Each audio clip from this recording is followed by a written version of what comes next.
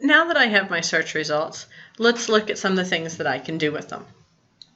First of all, since I have limited my search to full text, I will have underneath the article a PDF full text link. When I click on that, I will get the full text of the article that I've clicked on.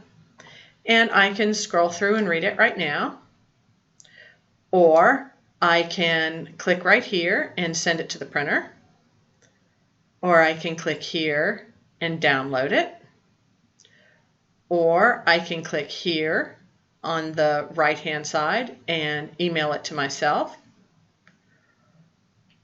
or I can click here and add it to a folder. I'll talk more about folders in a minute.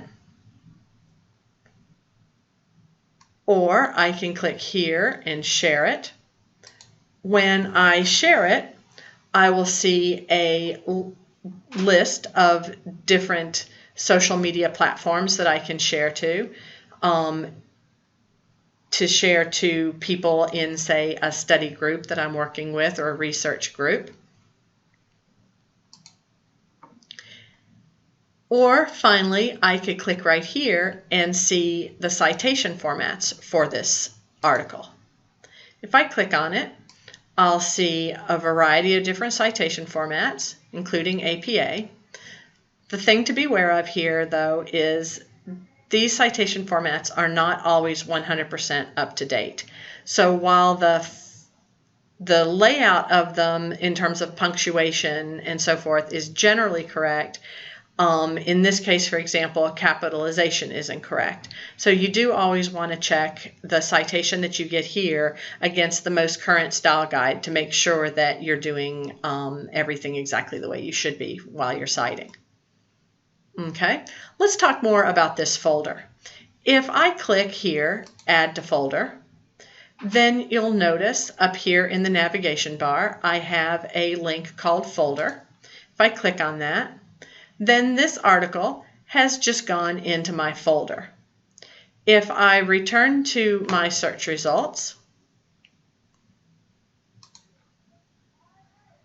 I can continue to look through my articles, and since I've got so many of them, I probably don't want to look through 93 all at once, but if I just scroll through quickly and look at the article titles and see that these are the ones that may be of interest to me later, I can click on that and they are all added to my folder. I have a running list of what's in my folder right here, and I can always go back up to the navigation bar and see what's in my folder.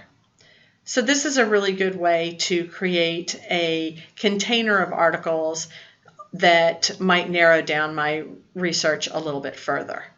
Now, the problem is since I'm not signed in, once I close this browser, my folder is going to go away.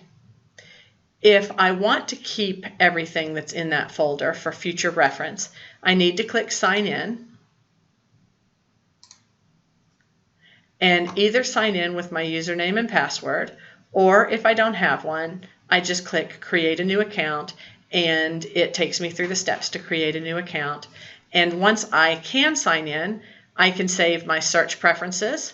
I can organize my research for my different classes with different folders, folders inside of folders. I can share my folders with other people who have an EBSCOhost account. And I can create an email alert for a particular search type, search term, and it will email me whenever anything comes up with that search that fits that search. So for example, if I wanted to save the search that I just did, rash and pain, I could create an email alert for that, and every time an article came into the database that would have been returned by that search, it will email a link to me to that article so that I don't have to go back and redo that search every time. So that might be useful.